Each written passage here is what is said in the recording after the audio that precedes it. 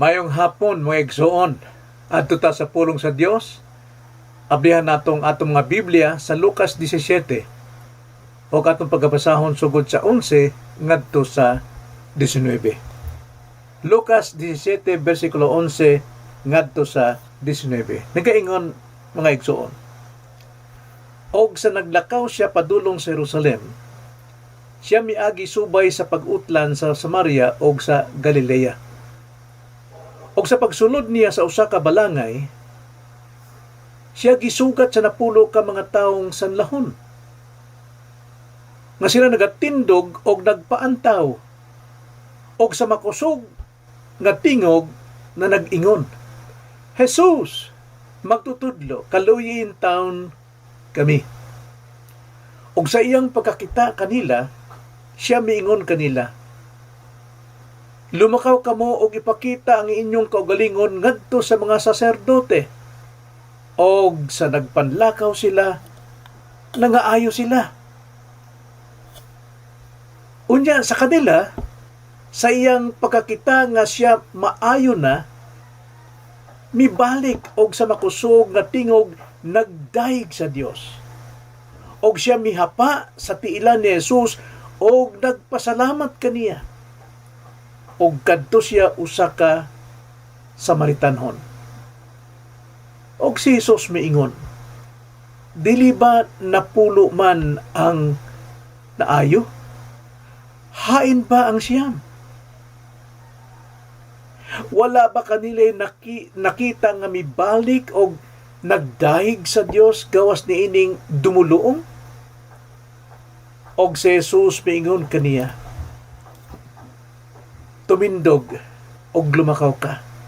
Ang imong pagsalig nakapaayo kanimo. Mao kining mayong balita alang kanato karong hapon na mahigsuon nga akong giuluhan. Ayaw ko pasagdig mag-inusara. Ayaw ko pasagdi nga mag-inusara. Mag-ampot ta mahigsuon. Salamat Ginoo nining matahom nga kahaponon nga niya nausab kami sa imong tiilan aron sa pagpaminaw sa imong pulong nga isaysay kanamo pinaagi sa gahom sa balang espiritu nga hinaot pa kami tagaan og pagsabot or makita namo ang imong pagkabalaan o makita namo ang among pagkapanginahanglanon diha kanimo. Hinaot pa. Lig-una ang among pagsalig kanimo, Ginoo. Kini ang among pag-ampo sa ngalan sa Ginoong Hesukristo. Amen.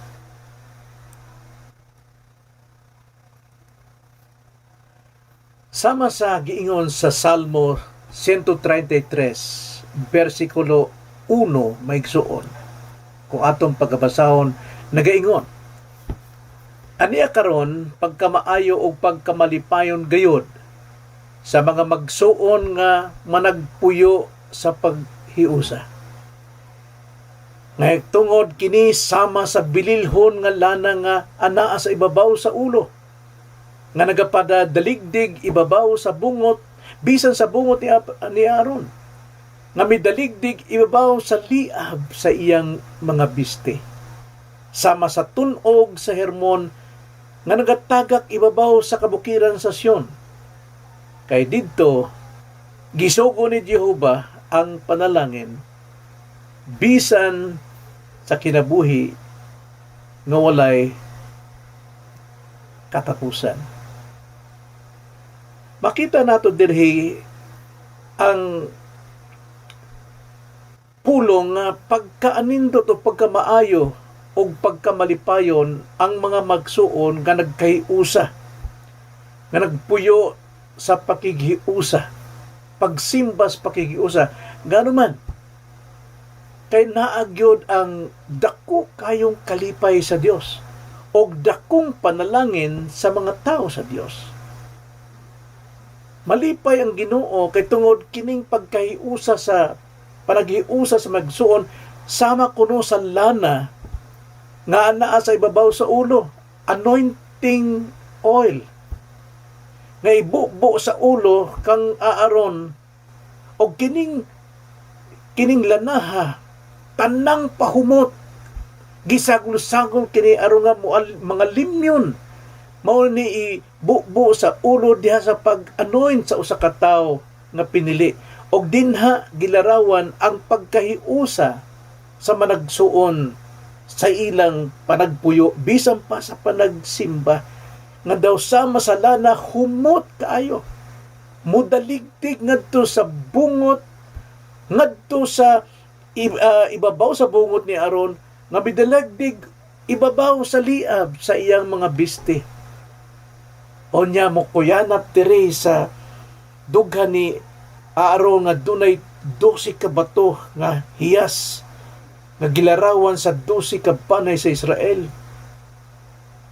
Mga limyon ang tanan, kahumot gyud mauna ang pagkahiusa og sama pod sa tunog ang pagkahiusa nga gikan sa bundok sa Hermon, mga tagak sa ibabaw sa kabukiran sa Sion og kadtong yuta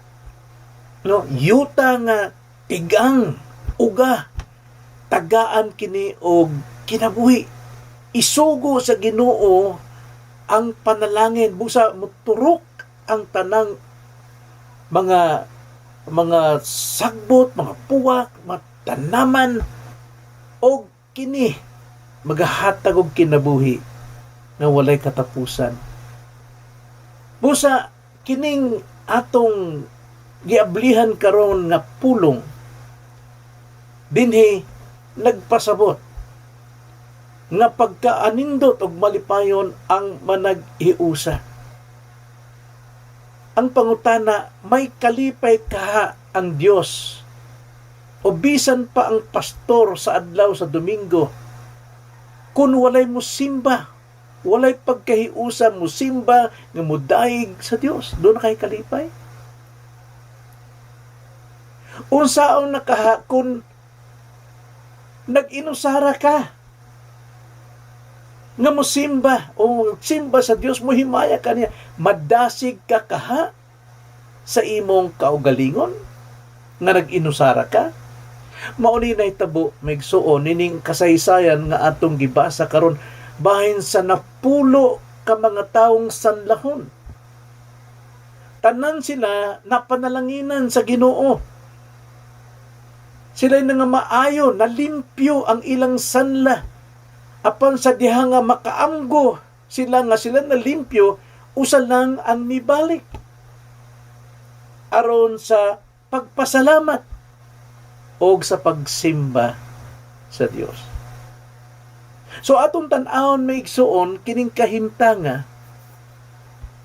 nga kinahanglan mao ni leksyon nato nga ayaw ko pasagdig mag-inusara sa pagsimba labi na sa adlaw sa Domingo kay daghang mga kaigsuonan way kalipay wa sa kasing-kasing ang panagtigom nga pagkaanindot og malipayon gayud ang nagkahiusa diha nga nagapuyo diha sa pagsimba.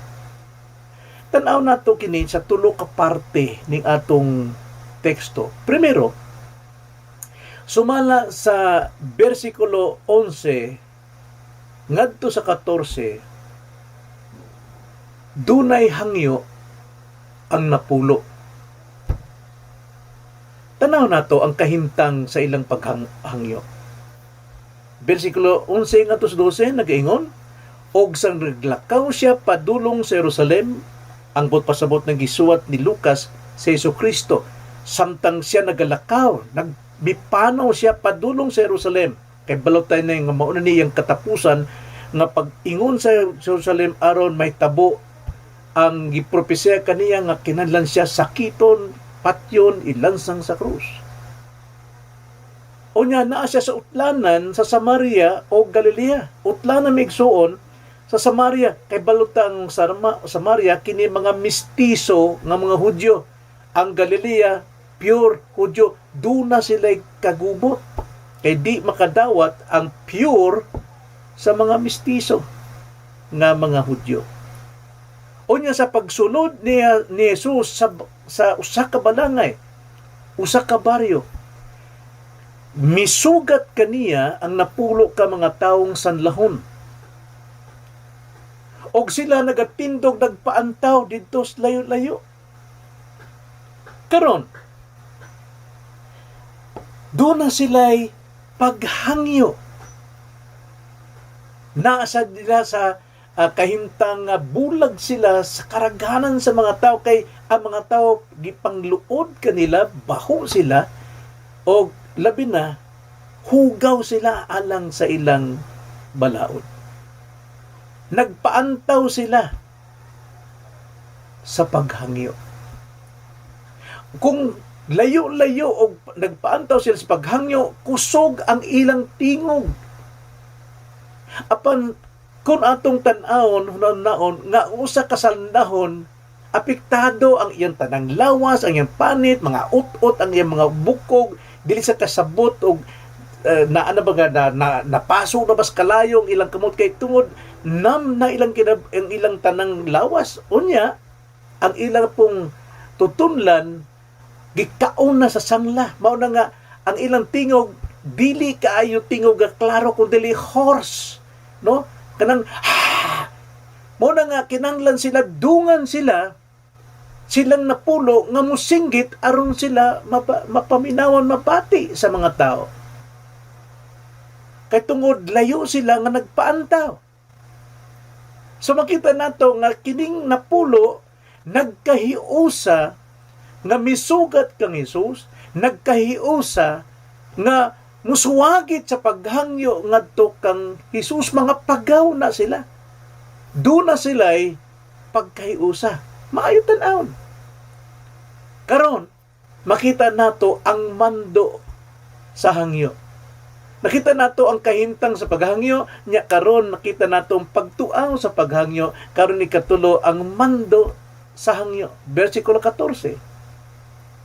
Og sa iyang pagkakita kanila, nakita sila ni Jesus, nadungog pa ni Jesus, siya miingon kanila. Miwali si Kristo kanila.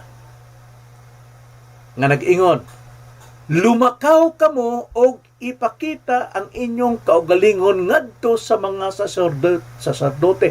Ang wali ni Kristo, ang pagpanulti ni Kristo, usa ka mando, usa ka sugo, at ang sugo sila magpakita sa ilang kaugalingon ngadto sa mga saserdote. Kaysa daang tugon, kinanglan ang desisyon sa saserdote maoy tinuod nga pagadawaton sa tanan. Kung ang usa ka tawo dunay sakit nga sangla, ang saserdote may mo tan-aw o maoy mo deklara, masakiton ka na. Onya, ang saserdote usab ang muhatag og deklarasyon kung sila na maayo na. Subusa, mao ni sugo, mando sa paghangyo na sila magpakita ngadto sa saserdote. Makita nato nga sila nagaingon, nagpanglakaw sila. Nagpanglakaw. So, masabot nato nini, sa ilang pagkahiusa nga misugat kang Kristo, tawag kang Kristo, hangyo kang Kristo, tuaw kang Kristo, bisan pa ulog sila paggaw, sa pagmando ni Jesus, unsay ilang gibuhat, nagpanglakaw sila. Pagkanindot sa mga tao sa Dios, nga diha sa pagwali sa Ginoo, diha sa pagmando sa Ginoo kanato, nga atong tumanon. Nga naman, sa ilang pagtuman sa panlakaw, unsay nagtabo, og nangaayo sila. Pagkanindot, nangaayo gyud sila. Tungod, ilang gituman ang pulong sa Dios. Now, maigsoon, timan ang pagtuman sa mando sa Dios, panalangin gayud ang kasunod. So nakita natin kahimtang sa paghangyo ni nang napulo, ang pagtuaw sa paghangyo, ang mando sa paghangyo. Unya nakita nato ang paghinlo sa hangyo. Silang tanan mituman sa mando, subusa sa tanan sila nalimpyo. But pasabot, doon na sila'y pagtuo. Ang ilang pagtuo, ilang gituman, gibuhat.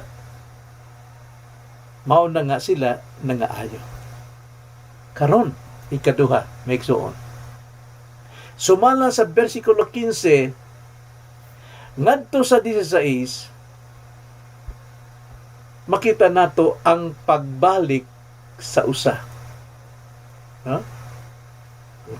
Ang paghangyo sa Napulo, nagkahiusa sila, nangaayo sila. Karon, pag-abot sa pagbalik na usaray mi balik, versikulo 15 ngadto 16. Unya usa kanila sa iyang pagkakita nga siya maayo na sa gibuhat sa usa ka tao sang lahon, mibalik og sa makusog nga tingog nagdaig sa Dios. Og siya mihapa, misimba sa tiilan ni Jesus o nagpasalamat kaniya. Pero apan gisulti diring Lucas nga kining tawhana dili siya Israelinhon. Siya usa ka tumuluong, usa ka Samarianhon. No? Makita nato nga dunay kagubot ang Hudyong tinuod og mga mistisong Hudyo o Samaritanhon, Hentil. Doon na sila'y kagubot, di sila mahimong magkahiusa. Apan pag-abot sa sangla, nagkahiusa silang tanan. Kay tungod, nagaingon sa balang kasulatan, for all have sinned and fall short to the glory of God. Tanang tao, bisa pag unsang klasiha kang tao, mahudyo ka man, ma-Amerikano ka man, ma-Bisaya ka man, ma-Ilonggo ka man, ma-Chinese ka man, way kalainan, tanan makasasala, nagkahiusa. Nagkahiusa gid sila. So makita nato maigsuon na kining usa ka Samaritanon sa diha nga nakita niya ang iyang kaugalingon nga siya naayo na. Ang pangutana, kadto kang siyam, nakita ka nila ang ilang kaugalingon nga sila naayo na, natural. Tanan nga lipay. Siguro naglukso-lukso, tiyabog maayo. Tiyabog yung pasalamat yun sila nga sila nahinlo na. Apan, usaray nakahinumdom, mibalik ngadto kang Hesus. Nga namang mibalik man kining usa kanaayo nga sanlahon. Diba ni ganiha, magkauban sila sa kalisod, kining Napulo. Magkauban sila, magkahiusa sila sa pagpangamuyo.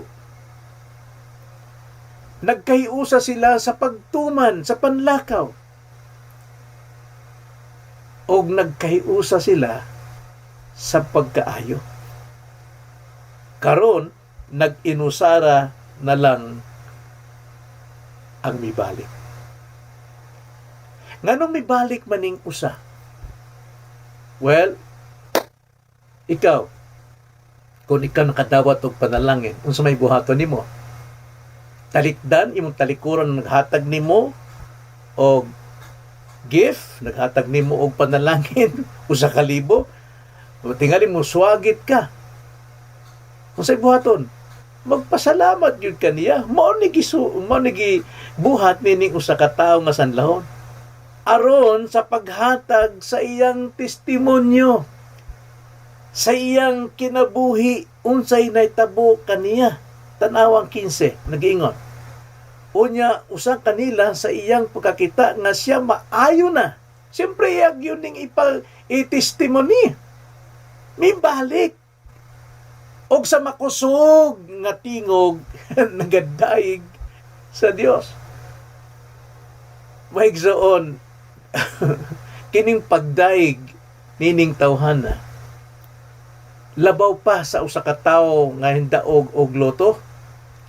Nga loto kintahay 20 milyones. Tingalig mamatay siya sa kalipay, tiyabaw siya sa tanang silingan, makadungog, mao nang hasta ang mga hold upper makadungog usab kaniya.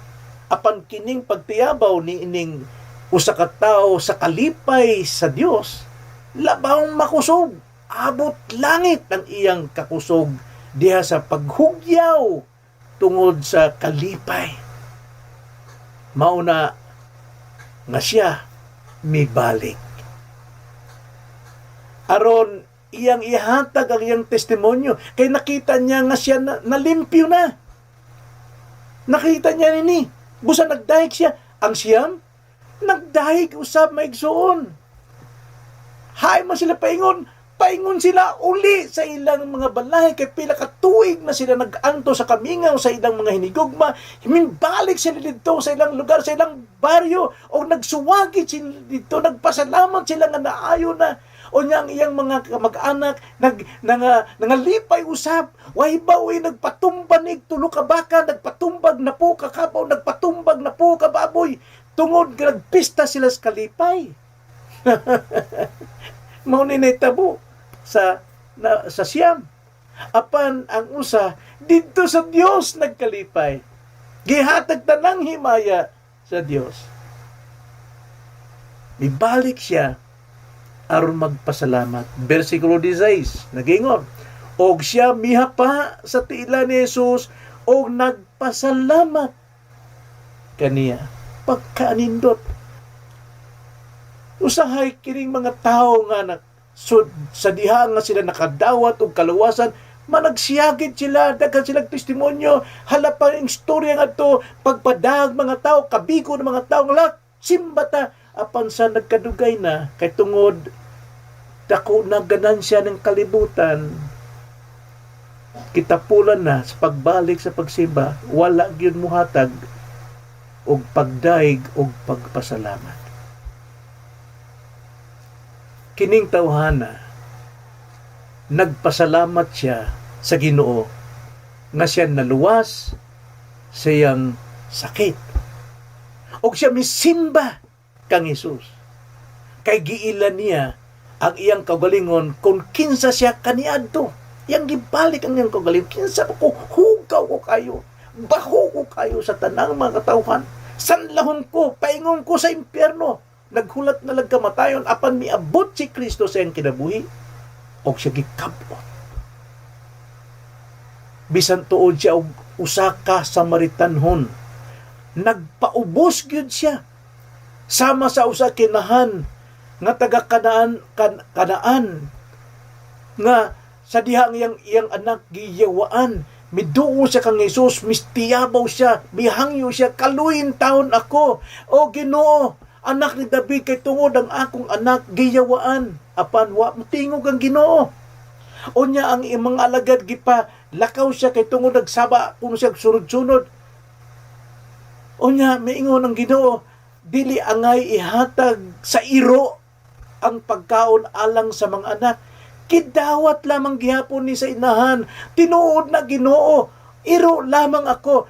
Apan ang usa ka iro, duna gyoy higayon nga tagaan siya mumhu sa iyang agalon. Mumhu lang ang iyang kinahanglan na ang iyang pagpaubos. Wa siya mo garbo sa iyang bisan siya og Samaritanon, bisan siya og usa ka kananan ng dato siguro siya. Apan wa ni gamita. Nagpaubo siya, midawat siya sa iyang kaugalingon, maupuning tawhana. Hinumdum siya, kinsa siya kaniadto. Usahay mao ni atong angay natong hinumduman, kinsa bata ni adto. Mga watay nuhot ining kalibutan, kitang tanan paingon sa impyerno apan miabot ang grasya sa Dios. O ikaw gibago, gianak pag-usab, gipasaylo sa imong sala, gibalaan sa Dios, gipanalanginan sa Dios sa tanang kaayo sa atong physical, emotional, and spiritual. So, dunay maunay maayong hinungdan nga nung magbalik ta sa pagsimba sa Dios, sa pagpangalagad sa Dios. Labi na Ikatulo, sumala sa versikulo 17 ngadto sa 19, ang nakita sa usa kasanglahon. Unsa may nakita nin tawana? Basahon nato 17 ngadto sa 19. Og si Jesus miingon, dili ba napulo man ang naayo? Hain ba ang siyam?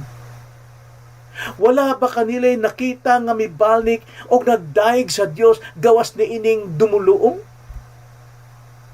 Og si Jesus miingon kaniya.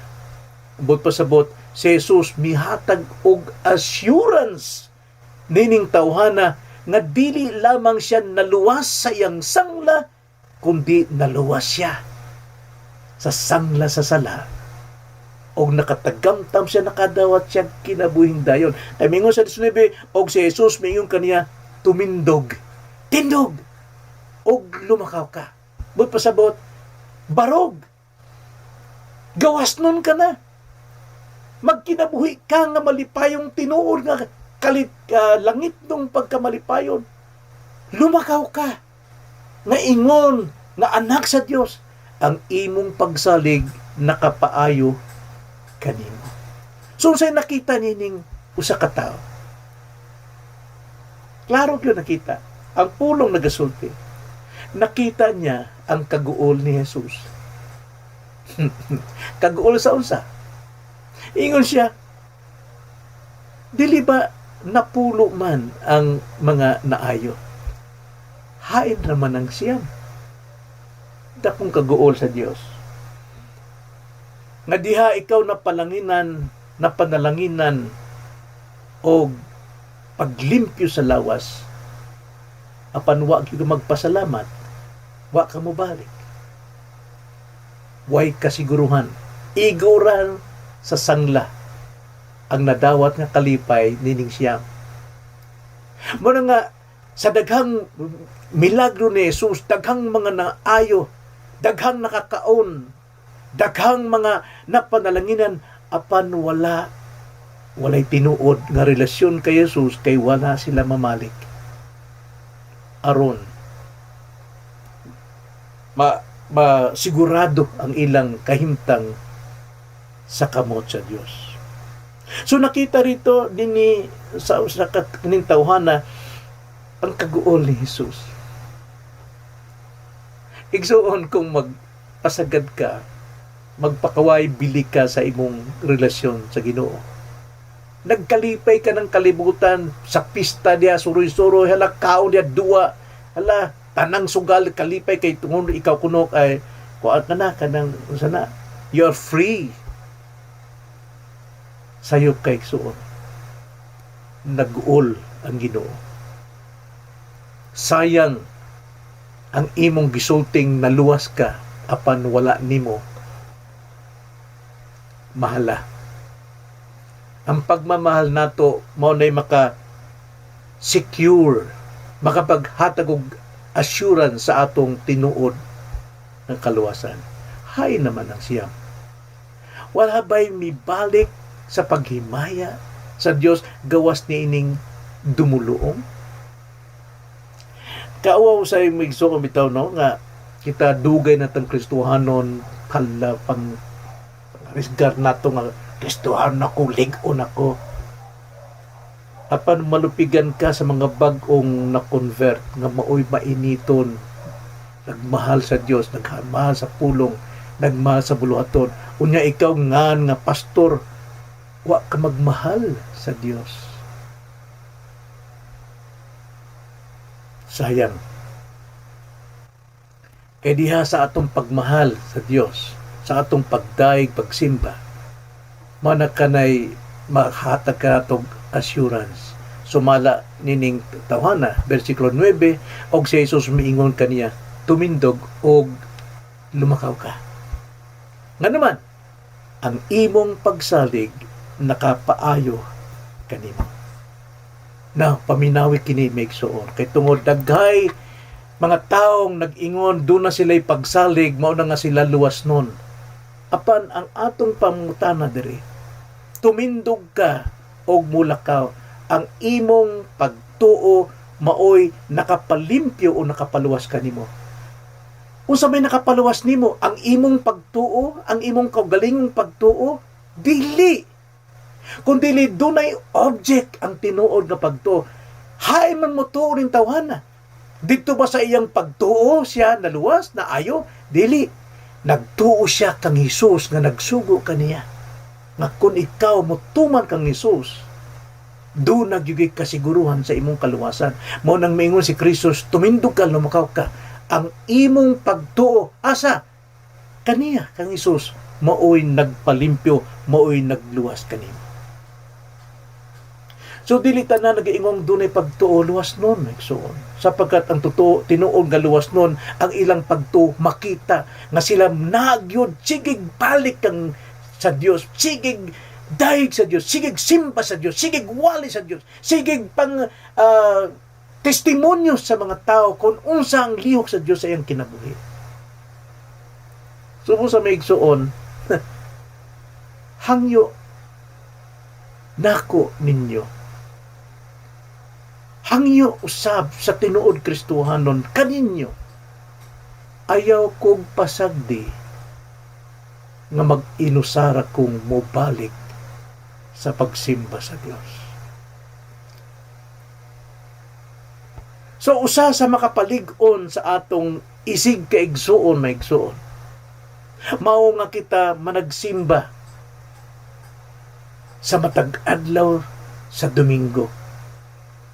Ang mga igsoon natong dunay problema, dunay kabug-aton, unya makita ka nga gikan ka sa sakit apan barug ka, mibalik ka sa iglesia aron mo simba ka sa Dios mo day kaniya.